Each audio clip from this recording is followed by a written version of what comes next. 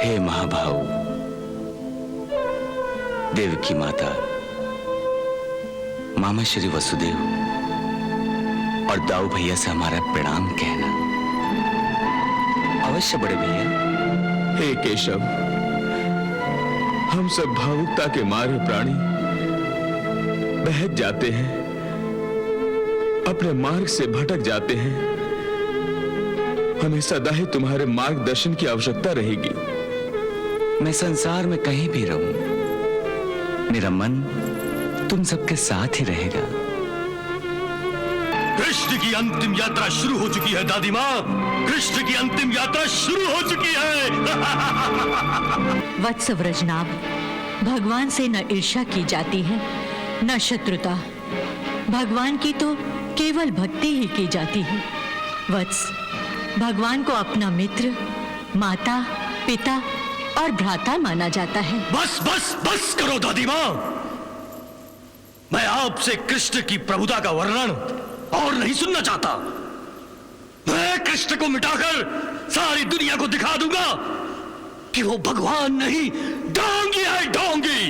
वत्स व्रजनाभ, भविष्य जानने के बाद भी उसे अनदेखा करना मूर्खता है।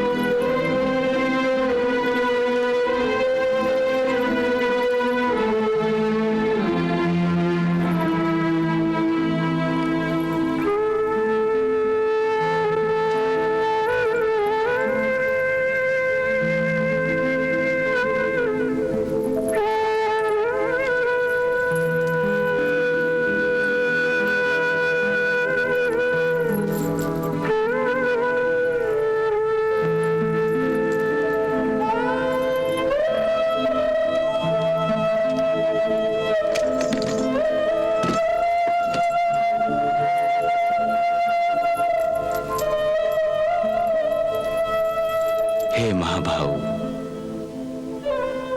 देवकी माता, मामा श्री वसुदेव और दाऊ भैया से हमारा प्रणाम कहना। अवश्य बड़े भैया। हे केशव, हम सब भावुकता के मारे प्राणी बहक जाते हैं, अपने मार्ग से भटक जाते हैं। हमें सदा ही तुम्हारे मार्गदर्शन की आवश्यकता रहेगी। मैं संसार में कहीं भी रहूं, मेरा मन तुम सबके साथ ही रहेगा।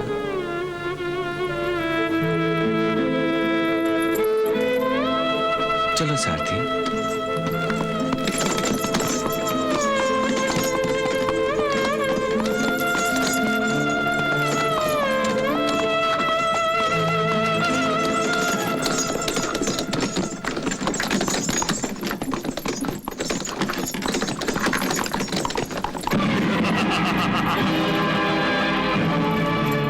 कृष्ण की अंतिम यात्रा शुरू हो चुकी है दादी माँ, कृष्ण की अंतिम यात्रा शुरू हो चुकी है। दादी माँ, अपनी दिव्य दृष्टि से भविष्य में झांक कर मुझे बताइए कि क्या होने वाला है। बताइए ना दादी माँ, बताइए क्या होने वाला है। बार बार भविष्य के दर्पण में अपने भाग्य की रेखाओं को देखना ठीक नहीं है वत्स व्रजनाभ। इससे अनर्थ होगा। हाँ वत्स, अनर्थ होगा। अनर्थ? अन्याय, अत्याचार, अनीति, अधर्म और अनर्थ, इन्हीं 5 मूल तत्वों से तो असुरों का निर्माण हुआ है। यदि अनर्थ होगा तो अच्छा ही है। बताइए दादी माँ, बताइए कि रक्त केतु और लंबकर्ण, इनके द्वारा कृष्ण का कैसा विनाश होने वाला है। बताइए, हमें कृष्ण का भविष्य बताइए।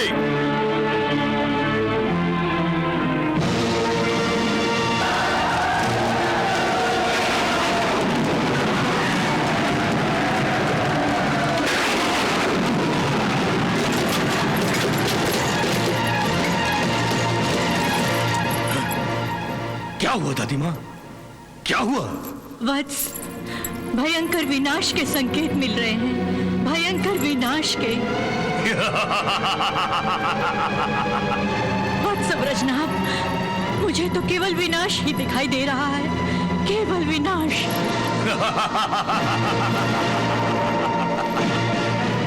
वो तो होने ही वाला है।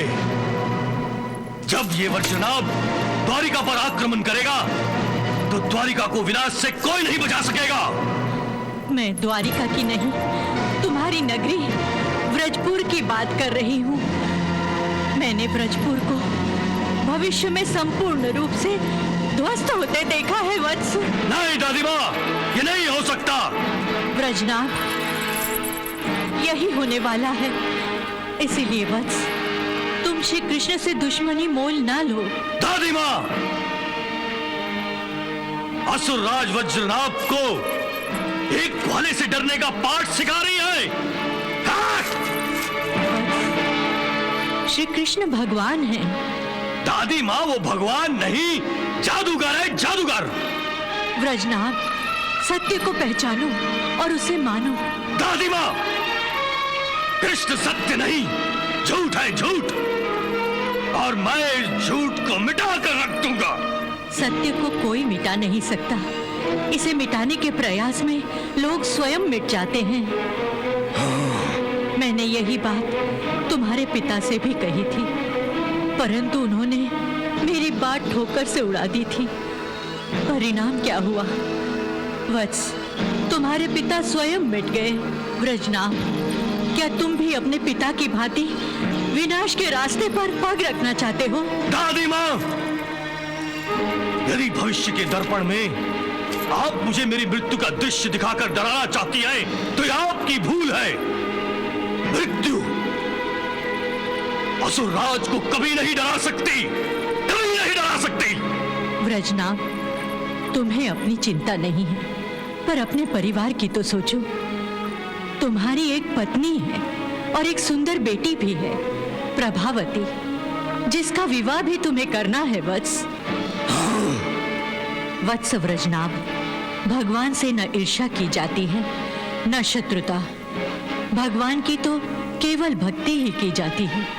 वत्स, भगवान को अपना मित्र, माता, पिता और भ्राता माना जाता है। बस बस बस करो दादी माँ। मैं आपसे कृष्ण की प्रभुता का वर्णन और नहीं सुनना चाहता। मैं कृष्ण को मिटाकर सारी दुनिया को दिखा दूंगा कि वो भगवान नहीं, ढोंगी है, ढोंगी। वत्स व्रजनाभ, भविष्य जानने के बाद भी उसे अनदेखा करना मूर्खता है। हाँ वत्स, मूर्खता है।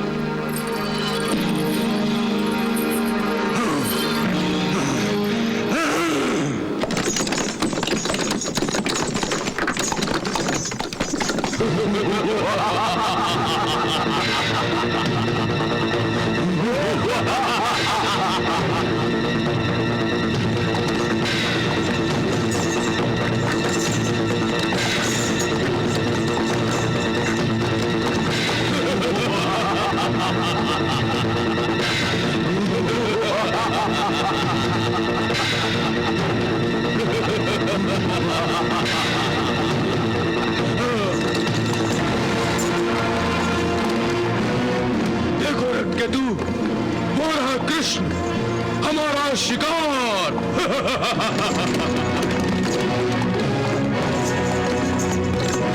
लंबकर्ण, ये तो अकेला ही है। अच्छा अवसर है, इसे गंवाना नहीं चाहिए। भारत केतु, तुम्हें कष्ट उठाने की कोई आवश्यकता नहीं है। मैं अकेले ही कृष्ण को यमलोक में पहुंचा सकता हूँ। नहीं लंबकर्ण, ये भूल मत करना। हम दोनों मिलकर कृष्ण से युद्ध कर सकते हैं। क्या तुम नहीं जानते कि कृष्ण मायावी है? तो क्या हुआ, हम भी तो मायावी हैं।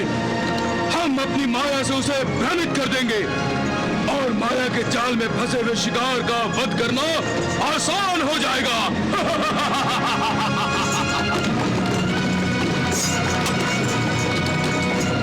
रुक जाओ मायावी कृष्ण, रुक जाओ। रुक जाओ कृष्ण, रुक जाओ।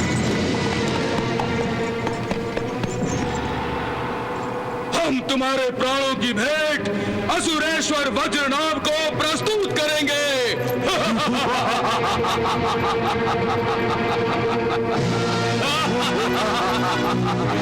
चलो रक्तकेतु चलो।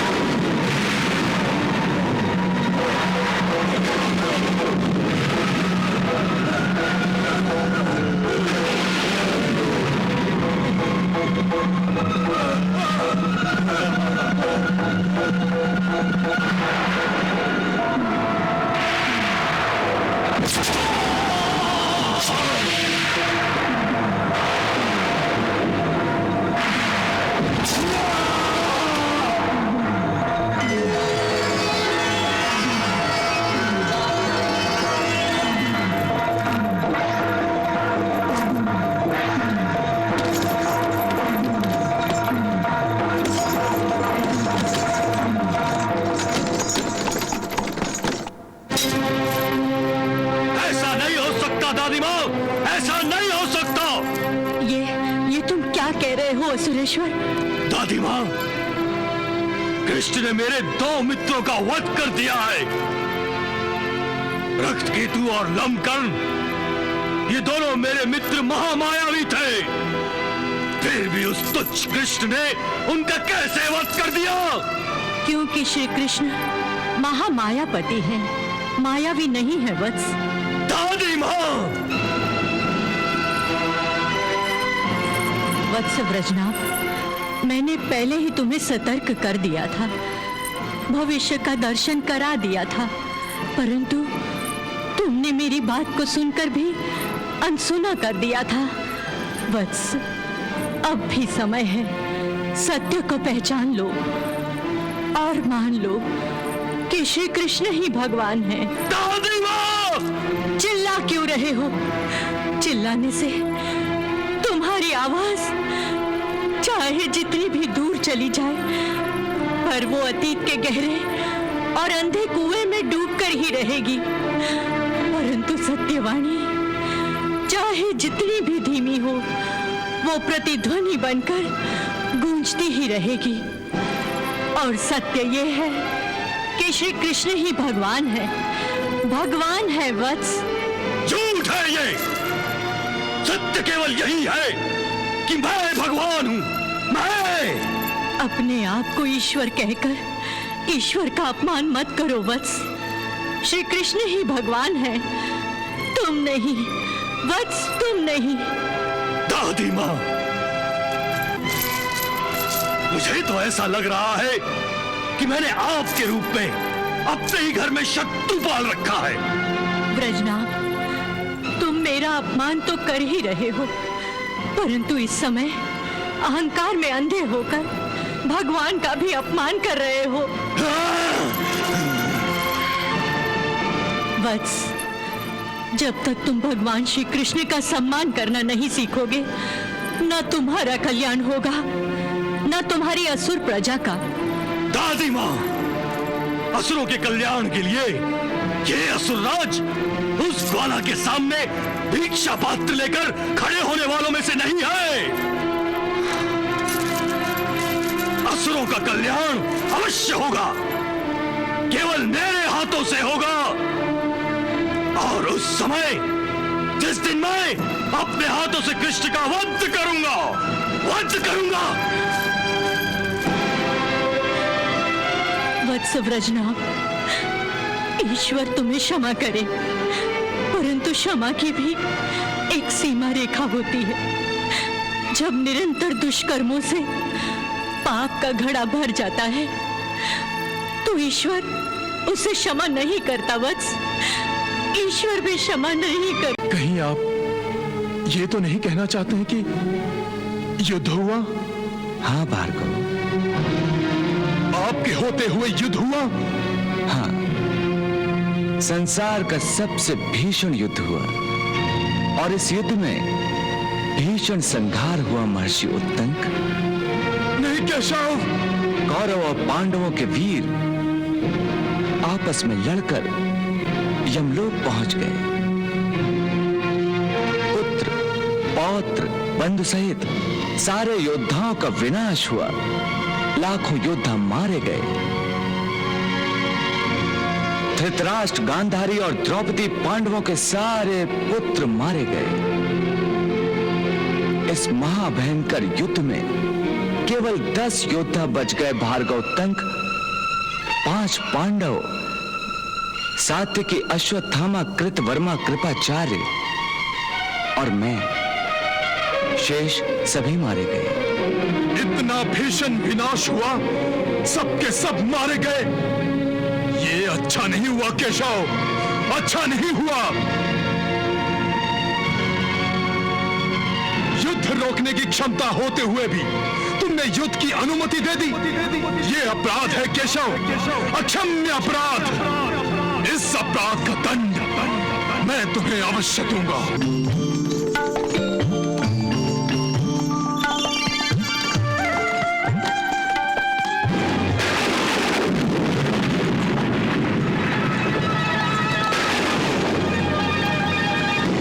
सारथी, रथ रोको।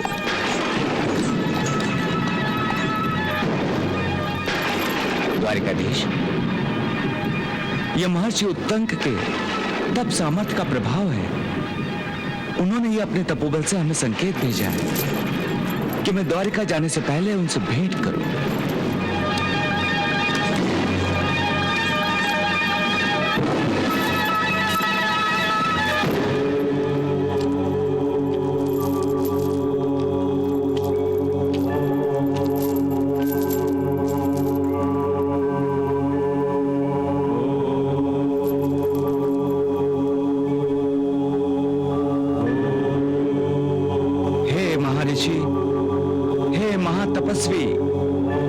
भार्गव उत्तंक, देव की पुत्र कृष्ण आपको प्रणाम करता है।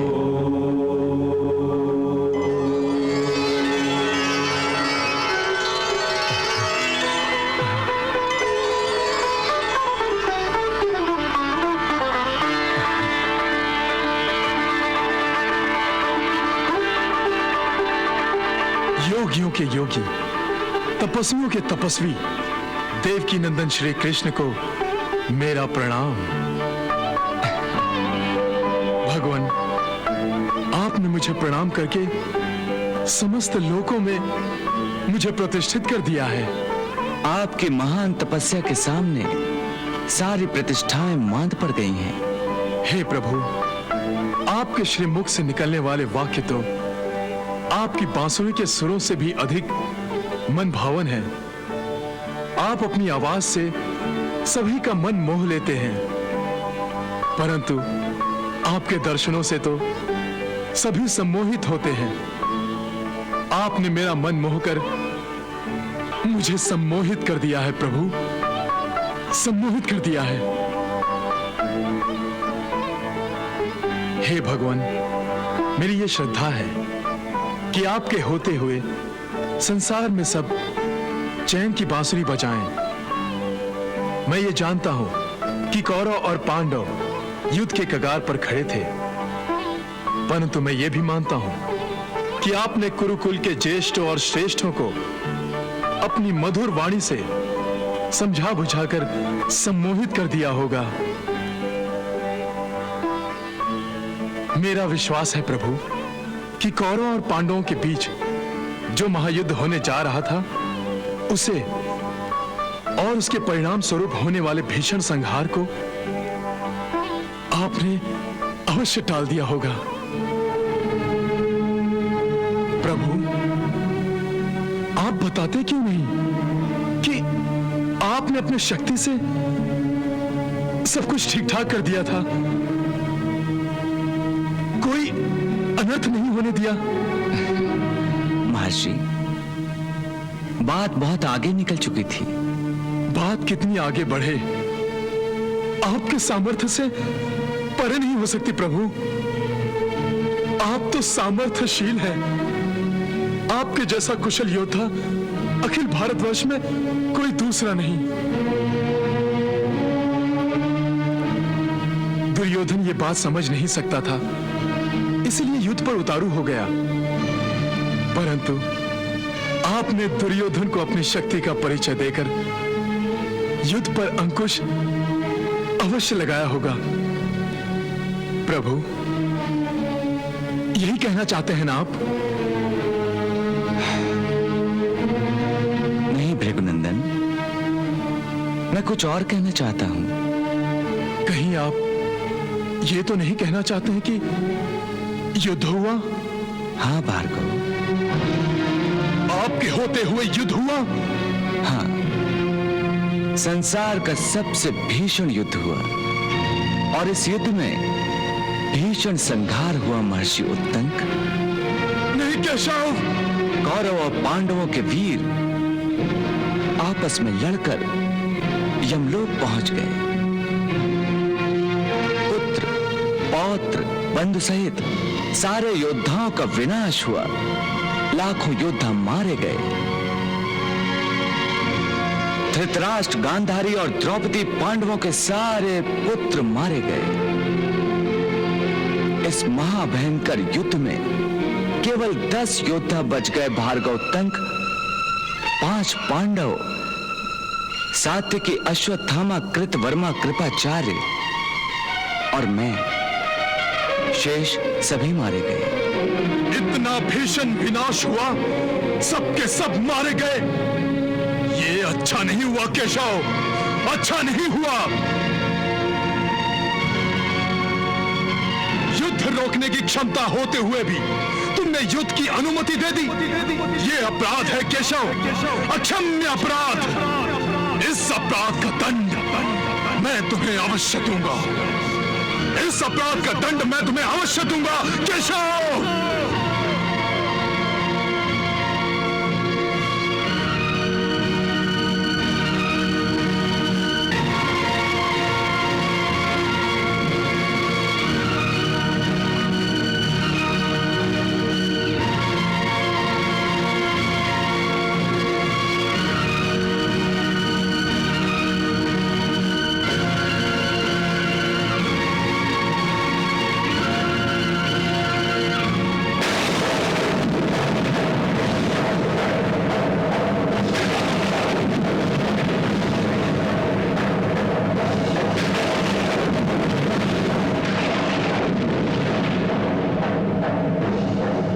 केशव, मैं तुम्हें श्राप देता हूं। ठहरिए भृगनंदन, श्राप देने से पहले मेरी बात तो सुनिए।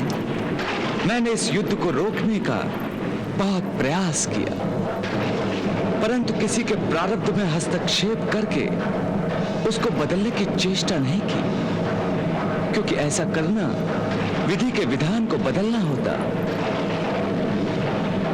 जो सृष्टि के विधाता का विरोध है। इसलिए युद्ध में भाग लेने वाले अपनी मृत्यु के अनुसार अपने अंत को पहुंचे। ये सब तुम मेरी श्राप से डर कर कह रहे हो केशव। मैं तुम्हारी बातों में आने वाला नहीं हूं। मैं तुम्हें अवश्य श्राप दूंगा केशव। नहीं ऋषि श्रेष्ठ, ये स्वयं आपके लिए उचित नहीं है। आप तपस्वी हैं, तेजस्वी हैं। हे द्विगश्रेष्ठ, आपने ब्रह्मचर्य व्रत का कठोर पालन किया है। आपने अपनी सेवा से गुरुजनों को संतुष्ट किया है। आपने अपनी तपस्या से महान तपोबल अर्जित किया है। शाप देने से आपकी ये सारी आध्यात्मिक उपलब्धि नष्ट हो जाएगी। मैं नहीं चाहता कि शाप के कारण आपका तपोबल शून्य हो जाए। मेरा तपोबल शून्य नहीं होगा कृष्ण। मैंने किसी का कल्याण नहीं किया है और ना ही मैंने किसी के अकल्याण के बारे में सोचा है। मैंने अपना तपोबल केवल मृत्यु लोक की भलाई के लिए अर्जित किया है। यदि मेरे तपोबल से मनुष्यों का कल्याण नहीं हो रहा है तो हो जाने दो मेरा तपोबल शून्य। हे महर्षि, आप जैसा महाज्ञानी ज्ञान और अहंकार की सीमा पर खड़ा होकर अध्यात्म तत्व भूल रहा है। अध्यात्म तत्व? मुझे बहलाने और बहकाने का प्रयास मत करो केशव। हे भार्गव, मैं तो केवल आपको समझाने का प्रयास कर रहा हूं। हे भृगकुल को आनंद प्रदान करने वाले महर्षि, आप मेरा सत्य स्वरूप जानिए। मैं शाप, ताप, काल से परे हूं। मैं किसी के भी शाप के प्रभाव में नहीं आ सकता। कोई भी शाप मुझे नहीं लगता, परंतु मैं तपस्वियों के तपोबल का आदर करता हूं। पतिपरायण स्त्रियों के पतिव्रत का सम्मान करता हूं। सत्यवचनी व्यक्तियों की सत्यनिष्ठा का सत्कार करता हूं और धर्मात्माओं की धर्मनिष्ठा का गौरव करता हूं। इसलिए इनके वचनों को मैं ही सत्य का रूप देता हूं, अर्थात इनके शाप मेरे ही कारण सच होते हैं। क्योंकि अधर्म में लगे हुए सभी मनुष्यों को दंड देने वाला और अपनी मर्यादा से कभी च्युत न होने वाला ईश्वर मैं ही हूं। मैं ही विष्णु, मैं ही ब्रह्मा और मैं ही इंद्र हूं। संपूर्ण भूतों की उत्पत्ति और प्रलय का कारण भी मैं ही हूं। समस्त प्राणी समुदाय की सृष्टि और संहार भी मेरे ही द्वारा है। संपूर्ण भूत मुझ में स्थित है और संपूर्ण भूतों में मैं स्थित हूं। ज्ञानी जिसे सत असत, व्यक्त अव्यक्त और क्षर अक्षर कहते हैं, वो सब मेरे ही स्वरूप हैं। जब भी युग का परिवर्तन होता है, तब प्रजा की भलाई के लिए, मैं धर्म की रक्षा और स्थापना के लिए तीनों लोकों में भिन्न भिन्न श्रेणियों में अवतार लेकर धर्म मर्यादा की स्थापना करता हूं। हे महात्मन, यदि यह युद्ध नहीं होता तो पृथ्वी पर पापों का बोझ बढ़ जाता। धर्मात्माओं के साथ धर्म भी कारागृह में बंदी बन जाता। अधर्म और अधर्मियों से संपूर्ण पृथ्वी व्याप्त हो जाती। यज्ञ, तप, पुण्य नष्ट हो जाते और आप जैसे तपस्वियों का आदर सत्कार करने के बदले उनका तिरस्कार किया जाता। हे भार्गवोत्तंक, यदि ऐसा नहीं होता तो मेरे अवतीर्ण होने का उद्देश्य ही नष्ट हो जाता। मैंने धर्म की स्थापना के लिए और अधर्मियों का नाश करने के लिए ही तो अवतार धारण किया है। यही बात मैंने युद्ध होने से पहले अर्जुन को भी बताई थी। यदा यदा ही धर्मस्य ग्लानिर्भवति भारत अभ्युत्थानम धर्मस्य तदात्मानं सृजाम्यहम्।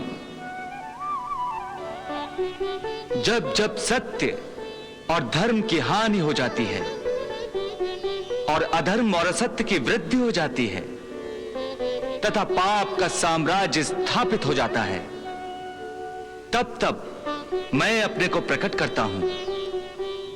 परित्राणाय साधूनां विनाशाय च दुष्कृतां धर्म संस्थापनार्थाय संभवामि युगे युगे। मेरे अवतार धारण करने के 3 कारण होते हैं। पहला, आतिताइयों द्वारा पीड़ित साधु पुरुषों का उद्धार करना।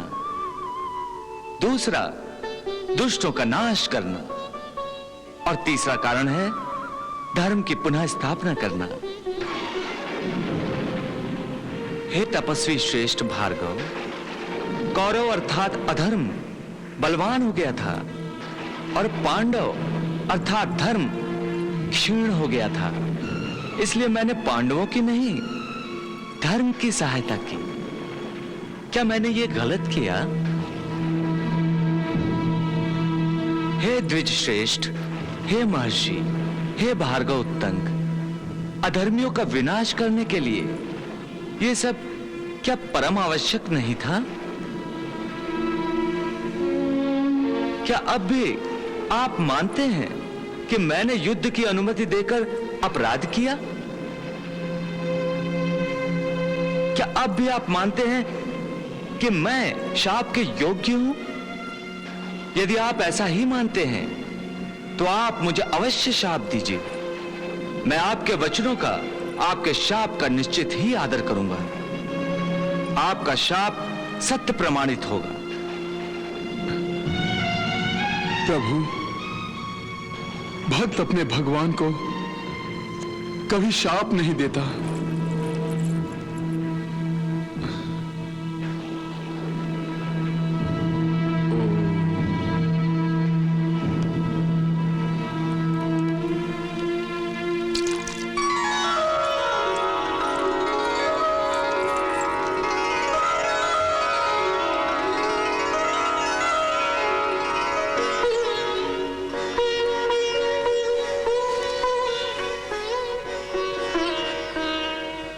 प्रभु,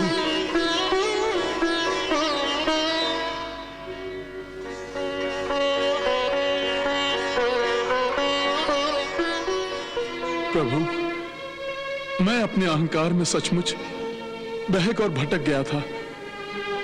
आपने मेरे अहंकार का नाश करके मुझे अनुग्रहित कर दिया है प्रभु, अनुग्रहित कर दिया है। हे जनार्दन, आपके दर्शनों की लालसा में ही द्वारिका के मार्ग पर आकर तपस्या करने बैठा था। आपके श्री मुख से अध्यात्म तत्व सुनने के कारण मैं धन्य हो गया हूं प्रभु, मैं धन्य हो गया हूं। अपनी कृपा दृष्टि मुझ पर सदा बनाए रखिए, सदा बनाए रखिए प्रभु, सदा बनाए रखिए। अहंकार और अज्ञान के अधीन होकर मैंने आपका जो अपमान किया है उसके लिए मुझे क्षमा कर दीजिए प्रभु, उसके लिए मुझे क्षमा कर दीजिए प्रभु, क्षमा कर दीजिए। नहीं मुनिवर, आपने कोई अपराध नहीं किया, बल्कि आपने एक अनोखा उदाहरण संसार के सामने रखा है कि ईश्वरी शक्ति को भी अपने कर्मों का लेखा जोखा तपस्वियों ज्ञानियों के सामने प्रस्तुत करना होता है। यह आपकी महानता है भगवान कि आप अपने भक्तों को अपने आप से श्रेष्ठ बताते हैं, अन्यथा भक्तों में इतनी क्षमता कहां है कि आपसे बराबरी करने की भी कल्पना करें। हे जगत नायक, हे विश्वात्मन, आपके उपदेश से मेरा चित्त अत्यंत प्रसन्न और आपके प्रति भक्ति भाव से परिपूर्ण हो गया है। हे विष्णु, हे सहस्त्रबाहु, हे सर्वव्यापी परमात्मा, आपके साक्षात दर्शन के बाद आपका विश्व रूप जो आपने अर्जुन को दिखाया था, प्रभु, वही देखने की इच्छा मन में जाग गई है। आप मुझे अनुग्रहित करें। यदि आप मुझे अनुग्रहित करेंगे तो मेरी तपस्या सफल हो जाएगी प्रभु, मेरी तपस्या सफल हो जाएगी प्रभु। आपकी तपस्या अवश्य सफल होगी ऋषि श्रेष्ठ। अर्जुन ने मेरे जिस विश्व रूप को युद्ध से पहले देखा था, उस सनातन वैष्णव स्वरूप का मैं आपको दर्शन कराता हूं।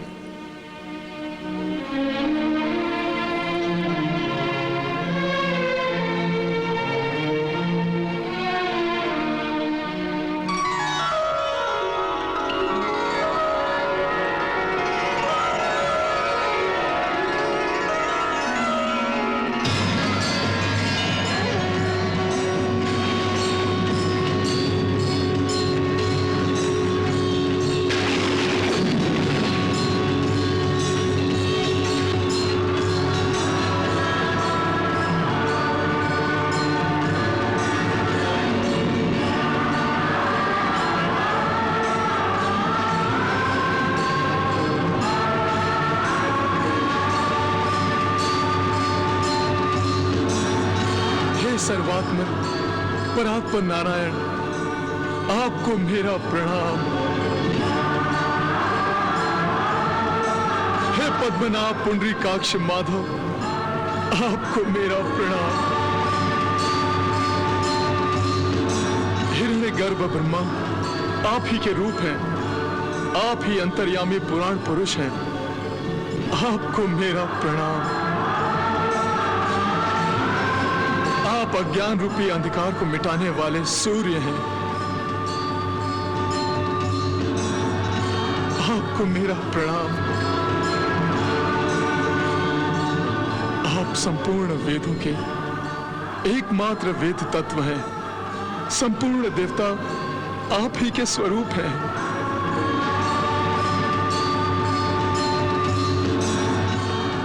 आपको मेरा शत शत प्रणाम, आपको मेरा प्रणाम। हे महर्षि, मेरा दर्शन कभी व्यर्थ नहीं जाता। आप मुझसे कोई वर मांगिए। हे महातेजस्वी पुरुषोत्तम श्री कृष्ण, आपके इस दिव्य विश्व रूप का जो मैं दर्शन कर रहा हूं, यही मेरे लिए आपकी ओर से बहुत बड़ा वरदान है प्रभु, बहुत बड़ा वरदान है प्रभु। हे मुनिवर, मेरा दर्शन अमोघ है। आपको अवश्य मुझसे कोई वर मांगना चाहिए। मांगिए मुनिवर। हे पुराण पुरुष, यदि आप वर मांगना मेरा आवश्यक कर्तव्य समझते हैं, तो प्रभु, मैं चाहता हूं कि मुझे इस मरुभूमि में, जहां जल दुर्लभ है, यथेष्ट जल प्राप्त हो। तथास्तु। हे भृगुनंदन, जब आपको जल की इच्छा हो तब आप मेरा स्मरण कीजिए, आपको तत्काल ही जल प्राप्त हो जाएगा। मैं अनुग्रहित हो गया हूं प्रभु, मैं अनुग्रहित हो गया हूं प्रभु।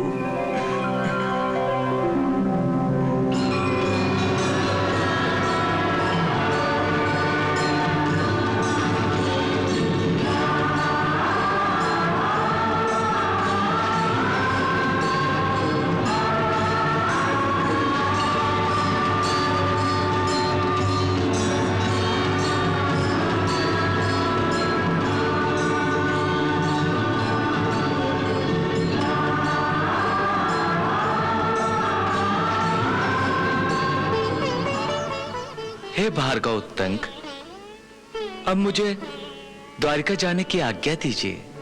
जैसी आपकी इच्छा प्रभु।